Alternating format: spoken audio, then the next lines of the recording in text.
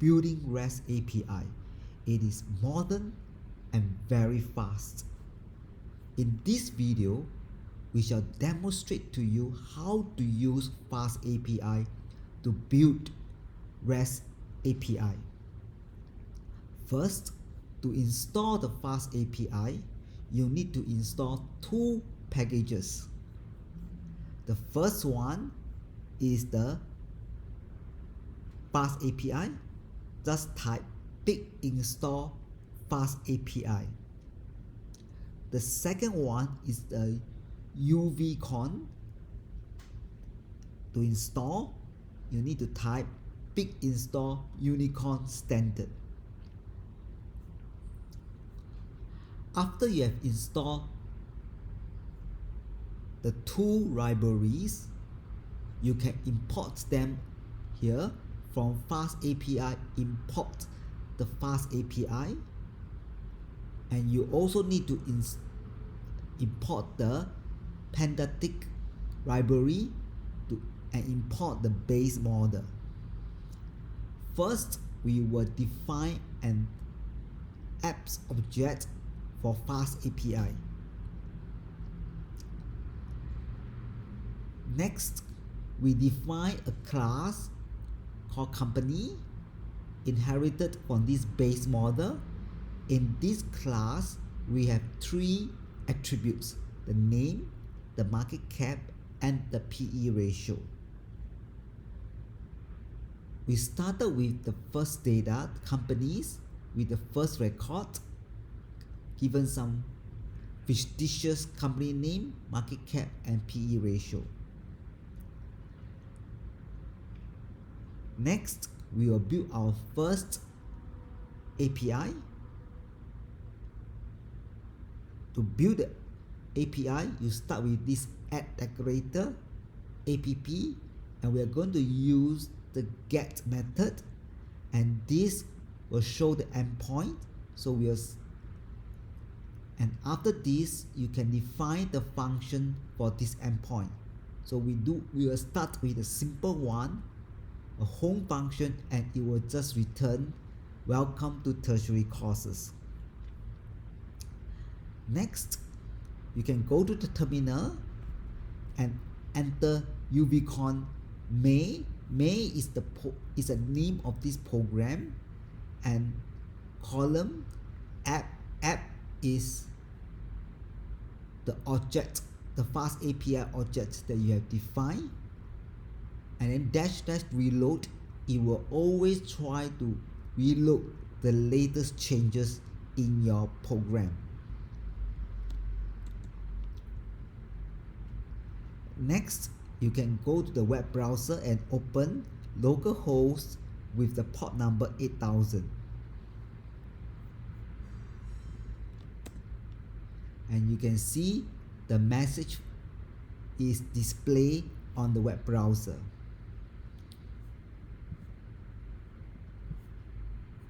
Next, we will define another API. Again, we put a decorator app, and we're going to use the get method again, and this time the endpoint is /company with the braces ID, and this braces ID will be the user defined path. So for this method, we define the function get company. Once the user enters the ID, it will input to this function and return the company's ID.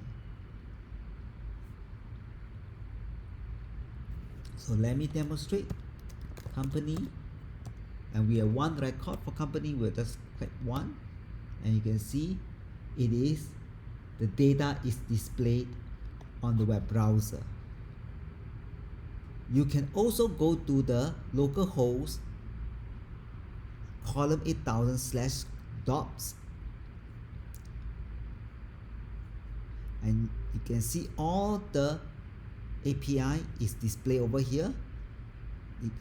Let's go to the second one, company ID, and you can try it out, and you can enter the first ID and execute the API.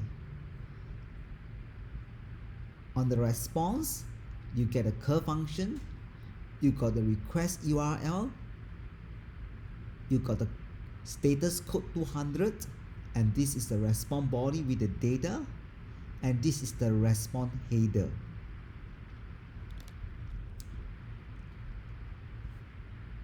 Next, we will define another API.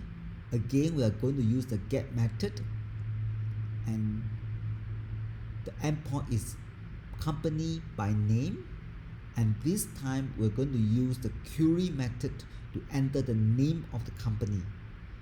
Over here, we can put the column with the type. If the type doesn't match, it will prompt at the error. So in this case, we define the type to be the string. So for ID in the companies, which is in this data record, if the company ID's name is given by the query, we will return the data. So let's try it out in over here. So we're going to try it out, and we can enter the company name ABC and execute. Again, we got the data. So if we have a wrong input and execute, it will say that there's now in the response body.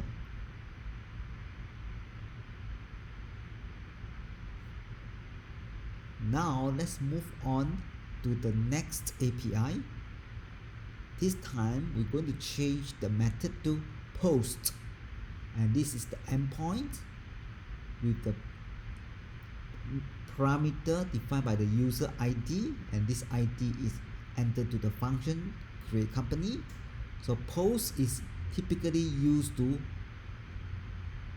enter new data to the data records.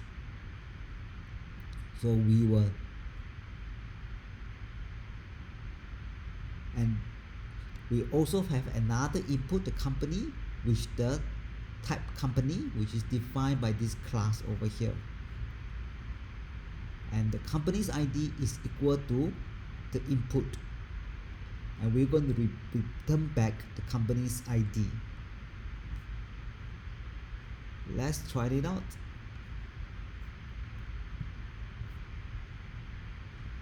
So you can see the post. We're going to try it out. Let's enter the second records, and we're going to enter the body, let's say DEF, and put a arbitrary company cap, let's say 10,000, and the PE ratio, let's say 2.3, and we execute.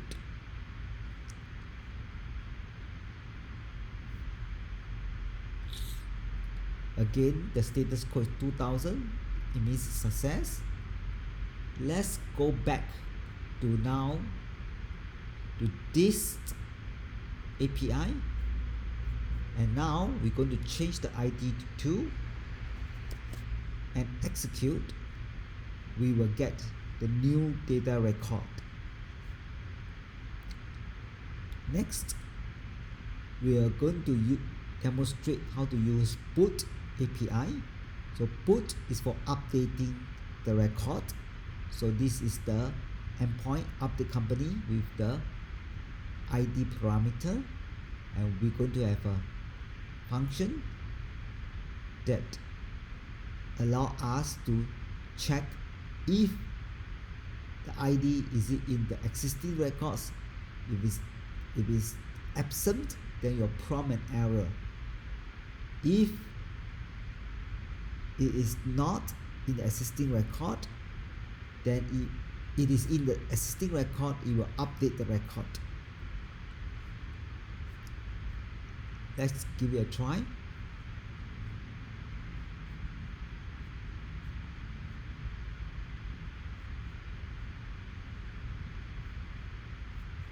Put update company and try it out.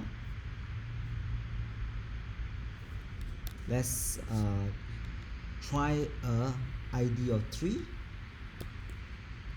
and put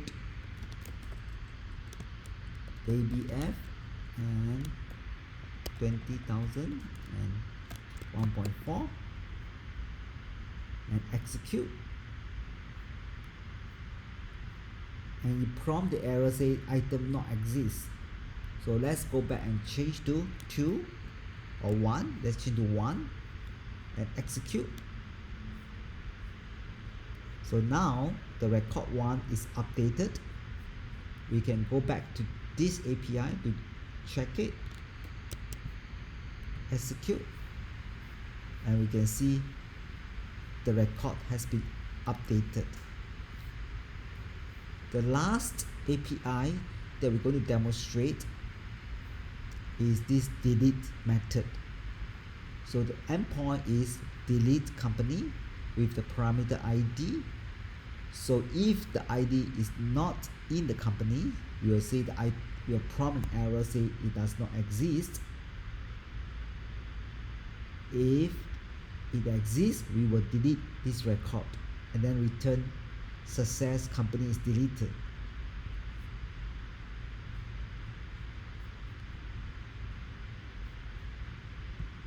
So let's try it over here. Let's try it out. So if now we enter 3 and execute, you will say error item not exist. So let's go and change to 2 and execute, and it says success company is deleted. That is all for the demo of this FastAPI. If you'd like to comment on the video, please feel free to comment below. If you like this video, please like and share our YouTube channel. Thank you.